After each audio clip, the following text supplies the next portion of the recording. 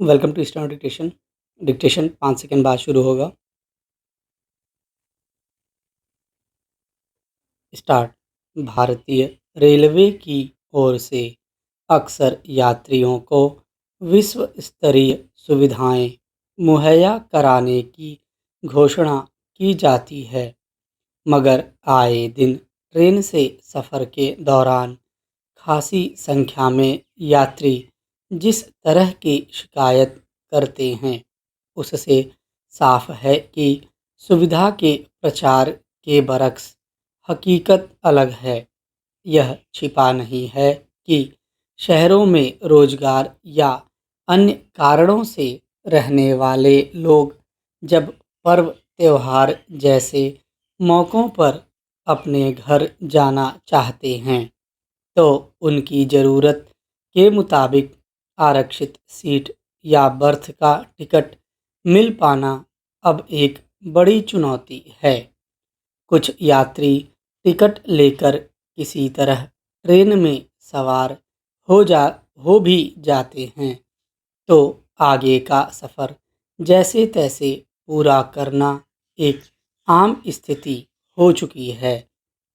वहीं ऐसी स्थितियां भी आम हैं जिनमें किसी वजह से बीच में खाली रह गई या बाद में खाली हुई सीट या बर्थ वास्तविक हकदारों और ज़रूरतमंदों को नहीं मिल पाती। कभी कोई सीट खाली होती भी है तो ट्रेन में मौजूद टीटीई मनमर्जी से वह सीट किसी को पैसे लेकर आवंटित कर देता है। कलकत्ता हाई कोर्ट ने इसी पहलू पर गौर करते हुए ट्रेन में ऐसी गड़बड़ियों के खिलाफ कड़ी टिप्पणी की और कहा कि कुछ ट्रेन में टीटीई सब्जियों की तरह खाली बर्थ बेचते हैं। अदालत ने देश के सभी रेलवे जोन के महाप्रबंधकों को निर्देश दिया कि ऐसे कर्मचारियों पर मौजूद अधिकतम दंडात्मक कार्रवाई सुनिश्चित की जाए। दरअसल जब ट्रेन अपने गंतव्य के लिए चल पड़ती है, उसके बाद अगर किसी वजह से कोई सीट या बर्थ खाली रह जाती है, तो इसके बारे में आमतौर पर टीटीई को ही जानकारी होती है। कन्फर्म होने के नियम के मुताबिक किसी अन्य यात्री को वह सीट आवंटित कर दी जानी चाहिए, मगर ऐसे मामले आम हैं जिनमें टीटीई ज़्यादा पैसे वसूल कर वैसे यात्रियों को भी खाली बर्थ आवंटित कर देते हैं जो नियमों के तहत उसके पात्र नहीं होते। जिन यात्रियों को टीटीई सीट या बर्थ देता है, उसके पास अगर किन्हीं वजहों से आरक्षित टिकट नहीं है, तो हादसे, लूटपाट, चोरी या ठगी की स्थिति में कानूनी कार्रवाई में अड़चन आ सकती है।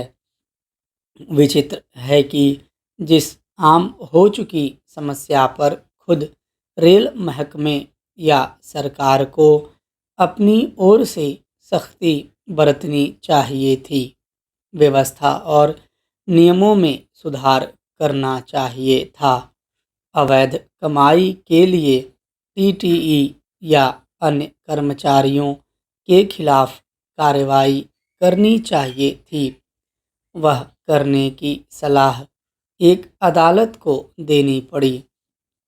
यह जगजाहिर तथ्य है कि ट्रेन से यात्रा करने वाले लोगों की संख्या में लगातार भारी बढ़ोतरी हुई है, जबकि ट्रेनों की संख्या में उस अनुपात में इजाफा नहीं हुआ है।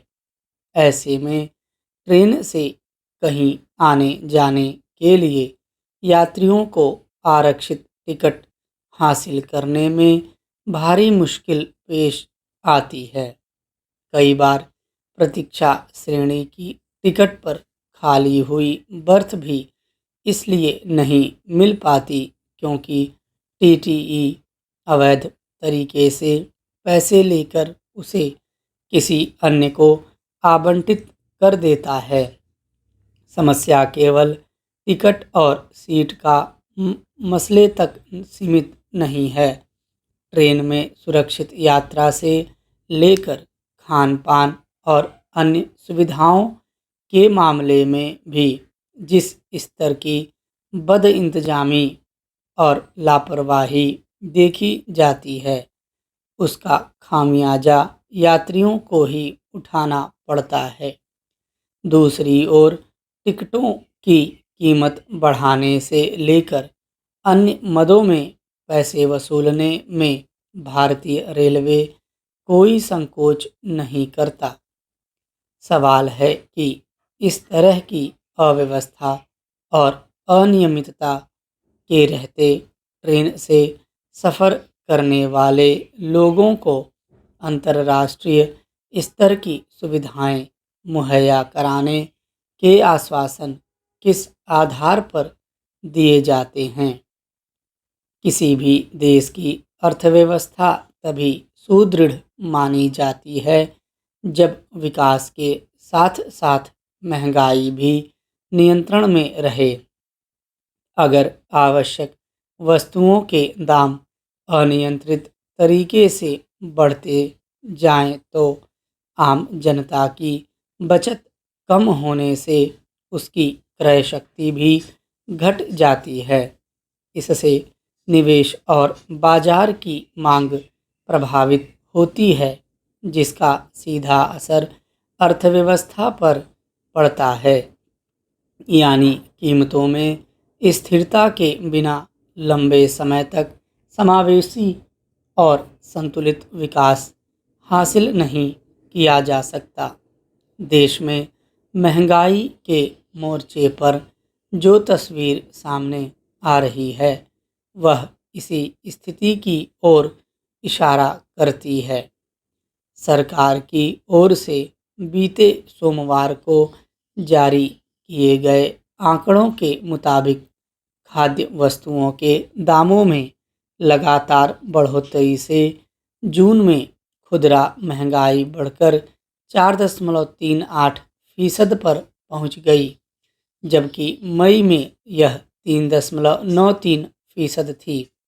हालांकि भारतीय रिजर्व बैंक आरबीआई ने महंगाई दर को 4% तक सीमित रखने का लक्ष्य तय किया है, लेकिन मौजूदा आंकड़ा इससे आगे निकल गया है। सरकार की ओर से अक्सर यह दावा किया जाता है कि महंगाई नियंत्रण में है और आवश्यक वस्तुओं के दाम आम आदमी की पहुंच में हैं, मगर वर्तमान परिस्थितियों में यह सवाल उठना स्वाभाविक है कि क्या महंगाई को नियंत्रित करने की सरकार की नीतियां कारगर साबित नहीं हो पा रही हैं, या फिर कीमतों को काबू करने की डोर को जानबूझकर ढीला छोड़ देने की कोशिश की जा रही है।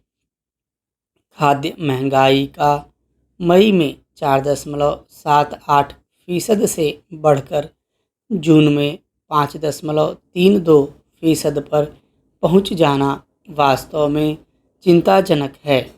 जब आरबीआई ने खुद महंगाई को 4% के आसपास रखने का लक्ष्य निर्धारित किया है, तो फिर क्या वजह है कि यह आंकड़ा तेजी से ऊपर की ओर जा रहा है। कारण चाहे जो भी हो, लेकिन इसका खामियाजा आम आदमी को अपनी ज़रूरतों और खर्चे में कटौती के रूप में भुगतना पड़ रहा है। सरकार को इस बात पर गंभीरता से गौर करना चाहिए कि महंगाई की सबसे ज़्यादा मार समाज के उस कमज़ोर तबके पर पड़ती है, जो दिन भर कड़ी मेहनत के बावजूद बमुश्किल से अपने परिवार की बुनियादी ज़रूरतों को पूरा कर पाता है। स्टॉप।